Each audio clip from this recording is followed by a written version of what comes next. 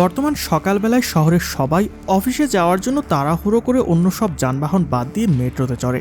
সবার টেনশন হলো কত দ্রুত গন্তব্যস্থলে পৌঁছানো যায়।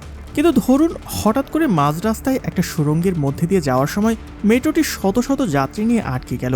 ড্রাইভার কিছু বুঝে ওঠার আগেই অথই পানিতে তলিয়ে গেল পুরো মেট্রো। বিদ্যুৎ লাইন থেকে শুরু করে কন্ট্রোল রুমের সঙ্গেও সমস্ত সিগন্যাল বিচ্ছিন্ন। এমন সিচুয়েশনে পড়লে আপনি নিজেকে কিভাবে বাঁচাবেন? গল্পের শুরুটা হয় রাশিয়ার রাজধানী মস্কো শহরে। বর্তমান ধারণ ক্ষমতার অতিরিক্ত জনসংখ্যা বৃদ্ধির কারণে শহরটি ক্রমশ একদম ধ্বংসের দিকে যাচ্ছিল। অথচ এই বিপুল জনগোষ্ঠীর তুলনায় শহরের অবকাঠামো ছিল বেশ পুরনো। বহু বছর আগে তৈরি হওয়া রাস্তাঘাট, রেললাইন কিংবা পাতাল টানেলগুলো অনেকদিন ধরে সংস্কার না করায় ভেতরে ভেতরে জরাজীর্ণ হয়ে পড়েছিল। সবচেয়ে ঝুঁকিপূর্ণ অবস্থায় ছিল নদীর তলদেশে দিয়ে তৈরি হওয়া সাবওয়ে বা মেট্রো টানেলটি। প্রতিদিন হাজারো যাত্রী নিয়ে এর ওপর দিয়ে ট্রেন চলাচল করত। কিন্তু নদীর পানির বিপুল চাপ এবং ট্রেনের অবিরাম কম্পনে টানেলের দেওয়ালগুলো দিন দিন দুর্বল হয়ে পড়েছিল। এরই মধ্যে একদিন রাতে সেখানে দায়িত্বরত গার্ড সার্গেই টানেল পরিদর্শনের সময় লক্ষ্য করে পানির প্রচণ্ড চাপে এক জায়গায় বড়সড় ফাটল দেখা দিয়েছে এবং সেখান থেকে পানি চুইয়ে চুইয়ে পড়ছে। সে বুঝতে পারছিল সামনে বড় কোনো দুর্ঘটনা ঘটতে যাচ্ছে। তাই তখনই প্রধান কার্যালয়ে গিয়ে সে বসকে বিষয়টি জানায়। কিন্তু তার বস সার্গের কথাকে বিন্দুমাত্র পাত্তা না দিয়ে উল্টো তাকে পাগল বলে তাড়িয়ে দেয়, কারণ সার্গে প্রায় মদ খেয়ে পড়ে থাকতো। তাই সে মনে করেছিল সার্গে হয়তো ভুলভাল কিছু একটা দেখেছে। এদিকে শহরের অন্য প্রান্তে বাস করে আইরিনা আর স্যাম নামের এই দম্পতি। স্যাম একজন নিষ্ঠাবান সার্জন। পরিবারের আর্থিক সচ্ছলতা ও একমাত্র মেয়ের সুন্দর ভবিষ্যতের কথা চিন্তা করে সে হসপিটালে দিনরাত হাড় ভাঙা খাটনি খাটত, এমনকি প্রায়ই নাইট শিফটের দায়িত্ব পালন করত। অন্যদিকে তার ওয়াইফ আইরিনা চাইতো দ্রুত বিলাসবহুল জীবন ও চাকরিতে পদোন্নতি। স্বামীর সামান্য আয়ে সন্তুষ্ট হতে না পেরে সে গোপনে সম্পর্কে জড়ায় তারই অফিসের বস ও শহরের অন্যতম শীর্ষধনী অ্যান্ড্রুর সাথে। অ্যান্ড্রু টাকার ক্ষমতার লোভে মূলত আইরিনার সম্পর্কে জড়িয়েছিল। স্যামকেও আবার সে ভীষণ ভালোবাসে। আর এদিকে বসকেও মিথ্যা আশ্বাস দিয়ে বলেছে যে সে দ্রুতই তার স্বামীকে ডিভোর্স দিয়ে তাকে বিয়ে করবে। বেশ কয়েকদিন ধরে স্যামের মনে আইরিনাকে নিয়ে একটু সন্দেহ জাগলেও মেয়ের মানসিক অবস্থার কথা ভেবে সে সবসময় সবকিছু মুখ বুজে সহ্য করত। একদিন সকালে সারা রাত হসপিটালের ডিউটি শেষ করে স্যাম বাড়ি ফিরে দেখে আইরিনা রাতে বাড়ি ফেরেনি। তাই ওই ক্লান্ত শরীর নিয়ে কোনো প্রকার অশান্তি না করে মেয়েকে নিয়ে স্কুলের উদ্দেশ্যে রওনা দেয়। কিন্তু গ্যারেজের সামনে অন্য কেউ গাড়ি পার্ক করে রাখায় নিরুপায় হয়ে সে মেয়েকে নিয়ে সাবওয়ে বা মেট্রোতে যাওয়ার সিদ্ধান্ত নেয়। স্যাম বেরিয়ে যাওয়ার পরপরই আইরিনা তার প্রেমিক অ্যান্ড্রুকে নিয়ে বাড়িতে ফেরে। কিন্তু অ্যান্ড্রুর অফিসে জরুরি মিটিং থাকায় সে দ্রুতই আবার বেরিয়ে যায়। রাস্তায় বের হতেই অ্যান্ড্রু তীব্র ট্রাফিক জ্যামের মুখে পড়ে। সময় মতো মিটিংয়ে পৌঁছানোর তাগিদে সেও গাড়ি রেখে কাছের একটি মেট্রো স্টেশনের দিকে রওনা হয়। এদিকে প্রতিদিনের মতোই কর্মব্যস্ত 2000-এরও বেশি যাত্রী নিয়ে ট্রেনটি টানেলের ভেতরে প্রবেশ করে। আর কাকতালীয়ভাবে স্যাম, তার মেয়ে সারা এবং আইরিনার প্রেমিক অ্যান্ড্রু একই বগিতে তখন অবস্থান করছিল। এর কিছুক্ষণ আগে একটি অনাকাঙ্ক্ষিত ঘটনা ঘটে। টানেলের সেই গার্ড সার্গেই তার বান্ধবী গিনা সহ প্রকাশ্য স্থানে মদ্যপানের অপরাধে পুলিশের তাড়া খায়। গিনা তখন কোনো মতে দৌড়ে ট্রেনটিতে উঠতে পারলেও সার্গেই পুলিশের হাতে গ্রেপ্তার হয়। এদিকে ট্রেনটি যখন টানেলের ঠিক মাঝখানে পৌঁছায় তখন চালক দেখতে পায় ফাটল দিয়ে প্রচণ্ড বেগে পানি ঢুকছে এবং টানেলটি ধসে পড়ার উপক্রম হয়েছে।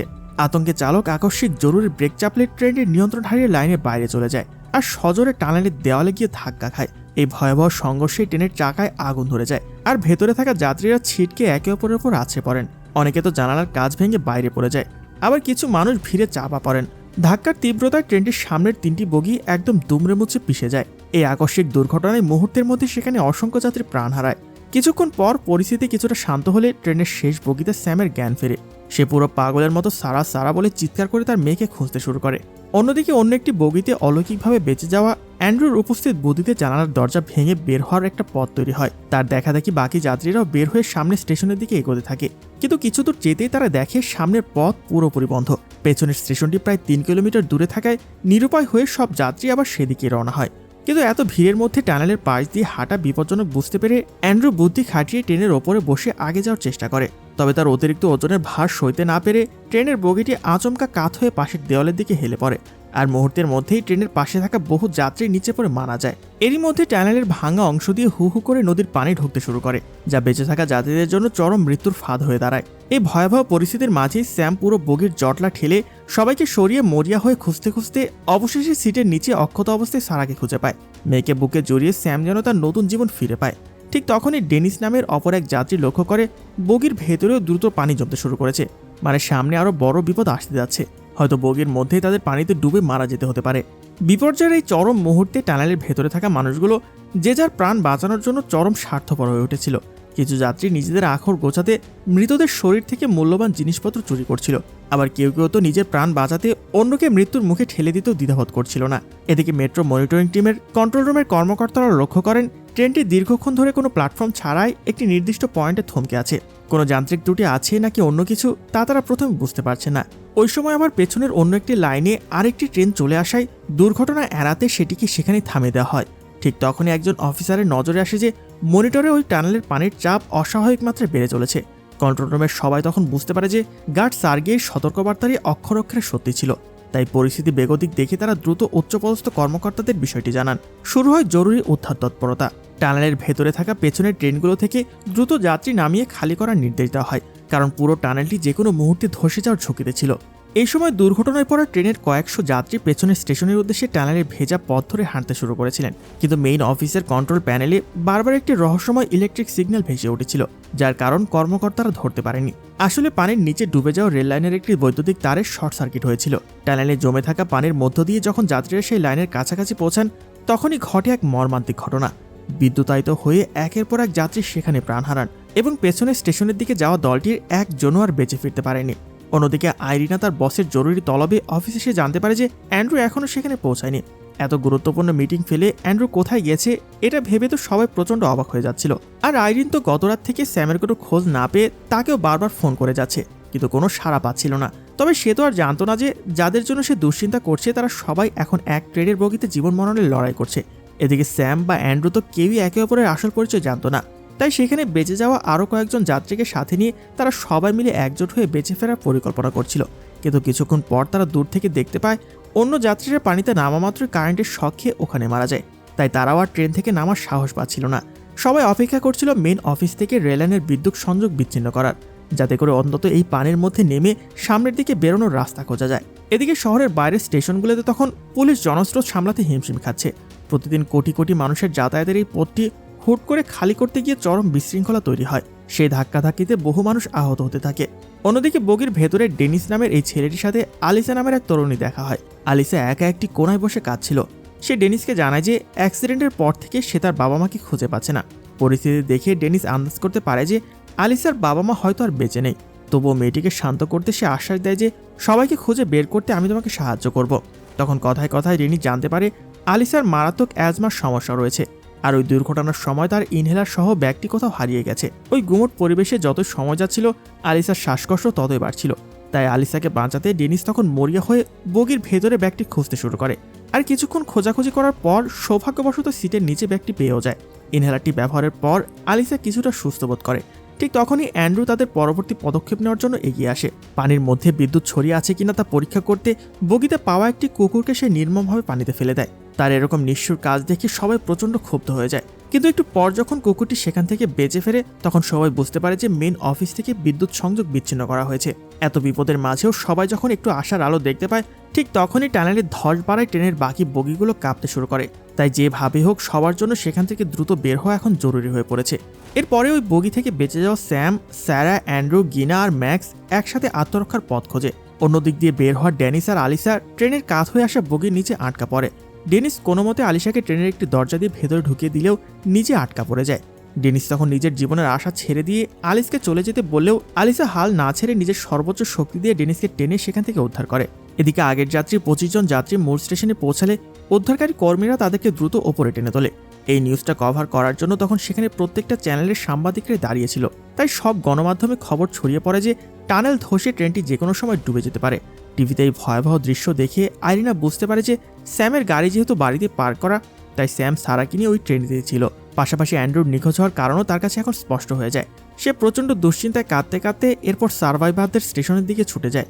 অন্যদিকে সরকারের উচ্চ পর্যায়ের একটি জরুরি মিটিংয়ে মেইন ইঞ্জিনিয়ার জানান টানেল ধসে নদীর পানি ঢুকলে নিচু স্তরের পুরো মস্কো শহর অল্প সময় তলিয়ে যাবে এবং কোটি কোটি মানুষের জীবন বিপন্ন হবে। তিনি শহর বাঁচাতে টানেলের 2 প্রান্ত সিল করে লিকুইড নাইট্রোজেন দিয়ে পুরো এলাকা জমি দেওয়ার প্রস্তাব দেন। মেয়র মানুষের জীবনের কথা চিন্তা করে প্রথমে রাজি না হলেও শহর বাঁচাতে শেষ পর্যন্ত 5 ঘন্টা সময় বেঁধে দিয়ে একটি দক্ষ রেস্কিউ টিম টানেলের ভেতর পাঠিয়ে দেয়। এদিকে স্টেশনের দিকে যাওয়ার পথে আইরিনা গাড়ি দুর্ঘটনার শিকার হলেও সেদিকে পাত্তা না দিয়ে দৌড়ে স্টেশনের দিকে চলে যায়, যেখানে অসংখ্য মানুষ তাদের আপনজনদের খোঁজে অপেক্ষা করছিল। আর টানেলের ভেতরে স্যামের দলের সাথে ডেনিস ও আলিসা এসে যোগ দেয়। তখন এক বিশাল পানির স্রোত এসে ট্রেনের বগিগুলোকে ভাসিয়ে নিয়ে যেতে থাকে। বগির নিচে চাপা পড়া থেকে বাঁচতে সবাই তখন মরিয়া হয়ে ছুটছিল। এমন সময় স্যাম মেইনটেনেন্সের একটি জরুরি দরজা খুঁজে পেয়ে সবাইকে নিয়ে ভেতরে ঢোকে, কিন্তু ম্যাক্স নামের ওই লোকটা তখন দল থেকে কিছুটা দূরে থাকায় আর ভয়ে অন্যদিকে দৌড়ে যাওয়ার কারণে ট্রেনের বগির নিচে চাপা পড়ে যায় আর ঘটনাস্থলে সে মারা যায়। অন্যদিকে যারা মেইনটেনেন্সের দরজার ভেতরে আশ্রয় নিয়েছিল, ঘুটঘুটে অন্ধকারের কারণে তারা কিছুই দেখতে পাচ্ছিল না। এমন সময় সারা তার গলায় থাকা বিশেষ লকেটের লাইটটি জ্বালিয়ে দেয়। লকেটটি দেখা মাত্রই অ্যান্ড্রু বলে ওঠে যে ঠিক একই রকম একটি লকেট সে তার প্রেমিকা আইরিনকে দিয়েছিল তার মেয়েকে জন্মদিনের উপহার হিসেবে। এই একটি কথাতেই স্যামের সামনে সমস্ত সত্য একদম পানির মতো পরিষ্কার হয়ে যায়। সে বুঝতে পারে এই অ্যান্ড্রুই তার স্ত্রী আইরিনার সেই ধনী বস, যার কারণে তার সাজানো সংসার আজ ভাঙনের মুখে। বসের কারণেই আইরিনা রাতে বাড়ি ফিরত না। স্যামের তখন প্রচণ্ড রাগ হচ্ছিল, এমনকি প্রতিশোধ নিতেও ইচ্ছে করছিল, কিন্তু পরিস্থিতির ভয়াবহতা আর মেয়ের মুখের দিকে চেয়ে স্যাম তখন কোনো মতে নিজেকে সামলে নেয়। এরপর তারা ওই পানির ভেতর দিয়েই মেইনটেনেন্সের রাস্তা ধরে কিছুটা ভেতরে এগিয়ে যেতেই একটি চেম্বার দেখতে পায়, যেখান থেকে বাইরে আরও আসছিল। বাঁচার আশা জেগে ওঠায় সবাই খুশিতে আত্মহারা হয়ে পড়ে। তবে সেখান থেকে বের হতে গেলে দুটো বিশাল লোহার দরজা সরাতে হবে। ওপরে রাস্তার গাড়ি আর মানুষের কোলাহলের কারণে তাদের চিৎকারের আওয়াজ কারো কান পর্যন্ত পৌঁছাচ্ছিল না। তাছাড়া মাটির নিচে থাকায় ফোনে কোনো সিগন্যালও পাচ্ছিল না। তাই আর এক মুহূর্ত সময় নষ্ট না করে সবাই মিলে জানপ্রাণ দিয়ে চেষ্টা করতে থাকে। অবশেষে সেই ভারী লোহার দরজাটি খুলতে সক্ষম হয়। এরপর ড্যানি সিগন্যালের আশায় দরজার ওপরে ওঠার চেষ্টা করার সময় তার মোবাইলটি পানিতে পড়ে যায়। তবে জিনা তখন কোনো মতে সেটা ধরে ফেলে। ঠিক তখনই টানেলের ভেতরে সেই বগিটি পানির তোরে দেওয়াল থেকে পুরোপুরি সরে যায়, ফলে হু হু করে মেইনটেনেন্স রুমের ভেতরেও পানি ঢুকতে শুরু করে। চারদিকের পানির উচ্চতা দেখে সবাই বুঝতে পারে যে তাদের হাতে আর বিন্দুমাত্র সময় নেই। মৃত্যুর আশঙ্কায় তারা একসাথে চিৎকার করে সাহায্য চাইতে থাকে, কিন্তু ওপর থেকে কোনো সাড়া আসে না, কারণ ওপরে ছিল রাস্তা আর গাড়ির আওয়াজের কারণে কেউই তাদের চিৎকার শুনতে পাচ্ছিল না। এর মধ্যে শ্বাসকষ্টের রোগী আলিসা আবিষ্কার করে যে তার ইনহেলারটি কোথাও হারিয়ে গেছে। আলিসার দমবন্ধ অবস্থা দেখে ড্যানিস নিজের জীবনে পরোয়া না করে ফোনের ফ্ল্যাশলাইট জেলে পানিতে নেমে পড়ে। কিছুক্ষণের মধ্যে সে একটা জায়গায় ইনহেলারটি খুঁজে পায়, কিন্তু ঠিক তখনই পানির নিচে একটি লাশ ভেসে উঠলে ড্যানিস চমকে ওঠে এবং ভয় পেয়ে তার হাত থেকে মোবাইলটিও পড়ে যায়। চারদিক আবার অন্ধকারে ডুবে যাওয়ায় ড্যানিস ফেরার পথ খুঁজে পাচ্ছিল না। ওপরে থাকা বাকিরা তখন বুদ্ধি খাটিয়ে একটি হেয়ার স্প্রে ও লাইটার দিয়ে আগুন জ্বেলে নিচে আলোর ব্যবস্থা করে। সে আলো দেখে ড্যানিস ওপরে উঠে আসে আর দ্রুত আলিসাকে ইনহেলারটি দেয়। ইনহেলার নেওয়ার পর আলিসা আগের থেকে একটু স্বাভাবিক হয়। টানেলের অন্য প্রান্তে মেয়রের পাঠানো উদ্ধারকারী দলটি ততক্ষণে আহতদের উদ্ধার করে চিকিৎসার জন্য পাঠাচ্ছিল। তবে তারা জানত সরকার যে কোনো মুহূর্তে পুরো টানেল নাইট্রোজেন দিয়ে সিল করে দেবে। এদিকে স্টেশনের নিখোঁজের তালিকায় স্বামী, সন্তান বা প্রেমিকার নাম না পেয়ে আইরিনা চরম দুশ্চিন্তায় ভেঙে পড়ে। ঠিক তখনই অলৌকিকভাবে স্যামের ফোনে সিগন্যাল আসে এবং সে আইরিনকে ফোন করে তাদের মেইনটেনেন্স রুমের অবস্থান জানায়। স্বামীর ফোন পেয়ে আইরিনা কান্নায় ভেঙে পড়ে। সে আর এক মুহূর্ত দেরি না করে দায়িত্বরত পুলিশ ও ইঞ্জিনিয়ারদের কাছে ছুটে যায়। ইঞ্জিনিয়াররা নকশা মিলিয়ে মেইনটেনেন্স রুমের অবস্থানটি শনাক্ত করে দ্রুত উদ্ধার কাজ শুরু করে দেয়, কিন্তু এর মধ্যেই টানেলের শেষ বগিটি ধসে পড়ে। মেইনটেনেন্স রুমে পানির স্রোত আর উচ্চতা মারাত্মকভাবে বেড়ে যায়। পানির সেই তীব্র স্রোতে স্যাম ও তার সাথীরা নিয়ন্ত্রণ হারিয়ে ভেসে যায় এবং মেইনটেনেন্স রুম থেকে আবার মূল টানেলের ভেতরে ছিটকে পড়ে। ওদিকে রেস্কিউ টিম যখন নির্দিষ্ট ম্যানহোলের ঢাকনা খোলে তখন সেখানে কাউকে দেখতে পায় না, কারণ স্রোত সবাইকে ভাসিয়ে অন্য প্রান্তে নিয়ে গিয়েছিল। পরিস্থিতি দেখে পুলিশ অফিসার আইরিনকে বলেন যে তারা পৌঁছাতে বড্ড দেরি করে ফেলেছে। অফিসারের মুখেই চরম হতাশার কথা শুনে আইরিনা পুরোপুরি ভেঙে পড়ে। শোকে স্তব্ধ হয়ে সে স্যাম ও মেয়ের সাথে নিজের জীবনও শেষ করে দেওয়ার সিদ্ধান্ত নেয় আর ম্যানহোলের ভেতরে লাফ দিতে উদ্যত হয়। কিন্তু উপস্থিত কর্মকর্তারা তাকে জাপটে ধরে আটকায় আর আশ্বস্ত করে বলে যে একটি ছোট্ট রেস্কিউ টিম এখনও টানেলের ভেতরে তল্লাশি চালাচ্ছে, তাই প্লিজ এখনই হাল ছেড়ো না, সৃষ্টিকর্তাকে ডাকো। অন্যদিকে তীব্র স্রোতের সাথে লড়াই করে স্যাম ও তার সাথীরা তখনও কোনো মতে টিকে ছিল। স্যাম তার মেয়ে সারাকে পিঠে চড়িয়ে বাকিদের সাথে মরিয়া হয়ে সামনের দিকে এগিয়ে যাওয়ার চেষ্টা করছিল, কারণ সে জানত সরকার যে কোনো মুহূর্তে পুরো টানেল লিকুইড নাইট্রোজেন দিয়ে জমিয়ে দেবে। অনেক কষ্ট করে হাঁটতে হাঁটতে তারা অবশেষে পেছনের সেই স্টেশনে এসে পৌঁছায় যেখান থেকে আগে 25 জনকে উদ্ধার করা হয়েছিল, কিন্তু সেখানে পৌঁছে তাদের ভাগ্য পুরোপুরি সহায়হীন হয়ে পড়ে। তারা দেখে স্টেশনটি ইতিমধ্যে সিল করে দেওয়া হয়েছে এবং চারপাশের পথ সম্পূর্ণ বন্ধ। মৃত্যু নিশ্চিত জেনে স্বার্থপর অ্যান্ড্রু হঠাৎই নিজের আসল রূপে এসে দার্শনিক ভঙ্গিতে বলতে থাকে যে সরকার আসলে সঠিক সিদ্ধান্ত নিয়েছে। টানেলে আটকে থাকা অল্প কিছু মানুষের জন্য কোটি কোটি নাগরিকের পুরো শহরকে বিপদে ফেলা কোনো বুদ্ধিমানের কাজ হতো না। অ্যান্ড্রুর এমন শান্ত ভাব দেখে সেমের ভেতরে জমে থাকা ক্ষোভ ফেটে পড়ে। সে অ্যান্ড্রুকে ডেকে বলে যে সে একজন অত্যন্ত নিকৃষ্ট মানুষ এবং তার পাপের কারণেই আজ সৃষ্টিকর্তা সবাইকেই বিপদে ফেলেছেন। অ্যান্ড্রুর কারণ জানতে চাইলে স্যাম সরাসরি বলে দেয় যে অ্যান্ড্রু যার সাথে সম্পর্কে জড়িয়েছে সে আইরিনা আসলে স্যামের স্ত্রী। অ্যান্ড্রুর কারণেই তার সাজানো পরিবারটি ধ্বংস হয়ে গেছে। এই সত্য শুনে অ্যান্ড্রু লজ্জিত হওয়ার বদলে উল্টো ক্ষিপ্ত হয়ে আইরিনাকে অত্যন্ত নোংরা ভাষায় গালিগালাজ করতে শুরু করে। সে দাবি করে আইরিনার কারণেই আজ তার এই দশা। তাকে বাড়িতে পৌঁছে দিতে না গেলে সে ট্রাফিক জ্যামে পড়তো না, আর এই মরণফাঁদ মেট্রোতেও চড়তো না। নিজের স্ত্রীর প্রতি এরকম অপমান সহ্য করতে না পেরে স্যাম অ্যান্ড্রুর ওপর চড়াও হয়, আর এই ক্রাইসিসের মাঝে তাদের মধ্যে তুমুল মারামারি শুরু হয়। তখন গিনা এসে তাদের মাঝখানে দাঁড়িয়ে লড়াই থামাতে বলে। সে মনে করিয়ে দেয় যে এটি মারামারি করার সময় নয়, বরং বেঁচে ফেরার শেষ চেষ্টাটুকু করার সময়। কথা বলতে বলতেই হঠাৎ তারা টানেলের ভেতরে মেয়রের পাঠানো সেই উদ্ধারকারী দলটিকে দেখতে পায়। বাঁচার আশা দেখতে পেয়ে তারা সবাই প্রচণ্ড খুশিতে ফেটে পড়ে, কিন্তু রেস্কিউ টিম সতর্ক করে বলে যে লিকুইড নাইট্রোজেন যে কোনো মুহূর্তে ছেড়ে দেওয়া হবে। ঠিক তখনই ওপরের কন্ট্রোল রুমে পানির তীব্র চাপের সিগন্যাল পৌঁছালে মেয়র আর 1 সেকেন্ডও দেরি না করে নাইট্রোজেন ছাড়ার চূড়ান্ত নির্দেশনা দেন। টানেলের ভেতরে থাকা উদ্ধারকারী দলটি তখন অন্য একটি গোপন পথ সম্পর্কে আগে থেকে জানত। তারা দ্রুত স্যাম ও বাকিদের নিয়ে আরেকটি ম্যানহোলের দিকে এসে পৌঁছায়, যেখানে ওপরে অন্য একটি দল তাদের জন্য অপেক্ষা করছিল।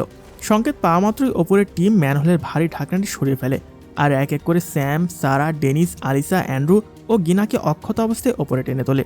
অবশেষে মৃত্যুর মুখ থেকে ফিরে এসে সারা দৌড়ে গিয়ে তার মা আইরিনাকে জড়িয়ে ধরে। অন্যদিকে মা বাবাকে হারিয়ে আলিসার এই পৃথিবীতে ডেনিসে এখন সবচেয়ে বড় আশ্রয় ও আপন মানুষ হয়ে ওঠে। স্যামের মনে আইরিনার প্রতি তীব্র ক্ষোভ ও ঘৃণা জমে থাকায় সে আইরিনার সাথে কোনো কথা না বলে সারাকে নিয়ে ওখান থেকে চলে যেতে উদ্যত হয়। এদিকে অ্যান্ড্রুও আইরিনের দিকে একবারও ফিরে তাকায় না, কারণ আইরিনার মতো মেয়ের তো তার জীবনের কোনো দাম নেই। উল্টো তার কারণেই আজকে সে এরকম বিপদে ফেসে গিয়েছিল। নিজের কৃতকর্মের জন্য চরম অনুতপ্ত ও লজ্জিত আইরিনা তখন সবার সামনে স্যামের কাছে বারবার ক্ষমা চেতে থাকে। সে কথা দেয় যে আজকের পর থেকে স্যাম তাকে যেভাবে রাখবে সে সেভাবে থাকবে, এবং কখনোই এমন কোনো ভুল করবে না যাতে স্যাম কষ্ট পায়। স্যাম মুখে কিছু না বললেও তার শান্ত চাহনি বলে দিচ্ছিল যে সে হয়তো আইরিনাকে ক্ষমা করে দিয়েছে। যাওয়ার সময় সারা অ্যাম্বুলেন্সের দরজা খুলে দিলে টানেলে তাদের সাথে জীবন বাঁচানোর লড়াই টিকে থাকা সেই সাহসী কুকুরটিও ভেতরে চলে আসে। এরপর টানেল পুরোপুরি খালি নিশ্চিত হওয়ার পর সরকারের লিকুইড নাইট্রোজেন প্রয়োগের মাধ্যমে পরিস্থিতি নিয়ন্ত্রণে আসে এবং এক মহা বিপর্যয় থেকে গোটা মস্কো শহর রক্ষা পায়। আর আমাদের আজকের এই সার্ভাইভাল মুভির গল্পটাও এখানে শেষ হয়ে যায়।